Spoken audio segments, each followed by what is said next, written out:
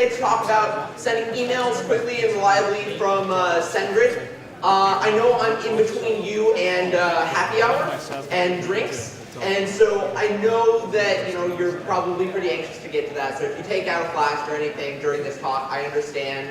I might be a little bit worried about your web framework of choice, but we'll move on. And that joke is why people drink during my presentation. Anyways, hi, I'm Nick. I'm a developer evangelist for SendGrid. Who here has heard of SendGrid? So cool. Okay, who here has used SendGrid? I love you guys. All of you are wonderful. Okay, for those of you who don't know, SendGrid is a company that makes it really easy for developers to send and receive emails from their applications. And that might seem like a really silly thing to do because email is easy to send, generally, or at least you think it is. But it turns out it's not. And to understand why it's not, really we need to go back to the story of email. And the story of email takes us back to the 80s. The 80s were this wonderful time where we trusted everybody. We believed that everybody on the internet was nice and altruistic and would never ever do anything wrong. And we very quickly learned, like much of the 80s, that that was a bad idea. And so we started introducing all these things to make sure that people couldn't send you emails about Viagra sales or their Nigerian princes or whatever. So we started introducing these things like DKIM, domain key identified mail. This is a signature that you're supposed to put on every single message that you send. SPF, another thing like that, Sender Policy Framework. DMARC, which is another acronym, and that's just the combination of those two combined. And then we started making spam filters. And spam filters take a message, apply heuristics to it, and throw it out sometimes. And so we've gotten to the state where 90% of email sent today is spam. And that's a problem because 22% of legitimate non-spam email isn't delivered because it keeps getting classified as spam through one mechanism or another. And that should be really scary for you, or at least it is to me.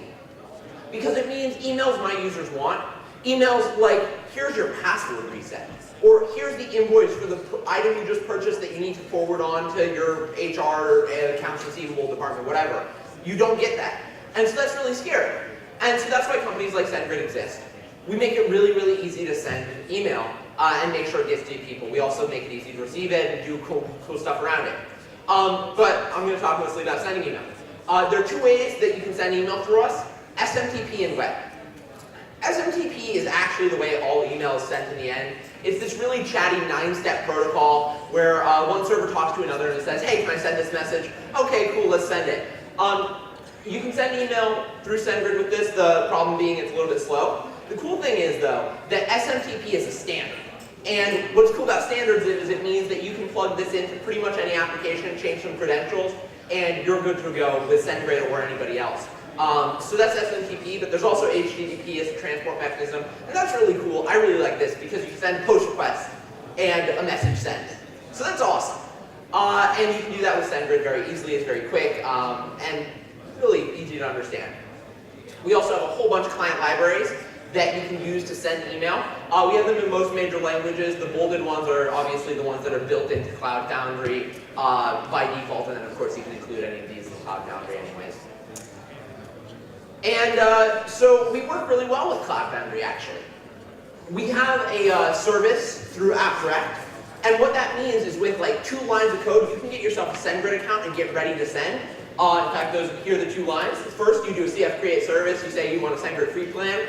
With the SendGrid free plan, with Cloud Foundry, and only with Cloud Foundry, you can send up to 25,000 emails a month for free. And so that's really cool. That's a lot of email. That's more email than I've ever sent in my life. Or you can log in and get more. But anyways, and then you bind the service to your application, and you're good to go. You have a service in your VCAP services. You can use the credentials in your application. And so that's that, but I wanted to show you actually how to do it through some live code. So I'm going to go jump into my text editor of choice. Hello, Sublime Text. So I'm using Node. If you've never used Node before, don't worry too much about it. All you need to know is Node is for hipsters and is also very asynchronous. So just ignore the code above this line, up there, and then also ignore the code. Ignore the code right down here. Okay, so now we're good to go. and I'm just going to start writing an application. So what this is basically it's an Express app that will start serving requests that come into it. So to get going with SendGrid here in Cloud Foundry, the first thing we're going to do is actually neither of those. What we're going to do is we're going to load a module I wrote. And what this module does is it gives to me a bird call. And because I work for an email company, I'm going to send it to myself. So the way I do that is I'm going to go ahead and get all the services that Cloud Foundry provides. This is provided as a string, we parse it into JSON, and now we have an object we can work with. So what we'll do is we'll go ahead and get SendGrid from that big list of services, and we'll go ahead and get the first SendGrid instance. You can actually have as many SendGrid instances as you want with Cloud Foundry, but we only need the first one. So next up, we'll initialize SendGrid here. And so what this does is it's basically like logging into Gmail. We require our package, and then we pass in our username and password from Cloud Foundry. So that's all the setup code. Now we're actually going to set up an application that runs. And so what this application is going to do is it's going to use that bird library that I made and get a bird call. And so I think loons are the best thing to ever happen to anything. So I'm going to go ahead and get a loon call, and then I'll send it to myself. And so the way we do that is first we initialize a mail object. And so think of this as like hitting compose in Gmail. Then we just need to kind of fill it out. So first we'll make it to me. This is my email. I'm nick@sendgrid.com. If you have any questions about SendGrid or anything else in the future, please don't hesitate to get in contact. Next up, we're going to set who it's from. We'll make it from myself because I really like talking to myself. Then we'll go ahead and we will set a subject like thanks for coming to the CF Summit, exclamation point. That's a bridge emoji. And then we'll go ahead and do email, set HTML, and just send that bird, some of the info about that bird call to me. So there we go. That sends an email to SendGrid. That was really fast and easy to do. But this is a little bit boring. And I've heard that talking to yourself is not socially acceptable. So I wanted to make this a little bit more interactive. I want to make it so that you can email into my script, and I'll respond back to you with an autoresponder. So what we're going to do there, and how we're going to do it, is we're going to use SendGrid's parsed webhook. This is how we receive email, and basically what I've done is I've set it up so any email that goes to the domain calls.email, and yes, that is a domain, will be parsed into my Cloud Foundry app.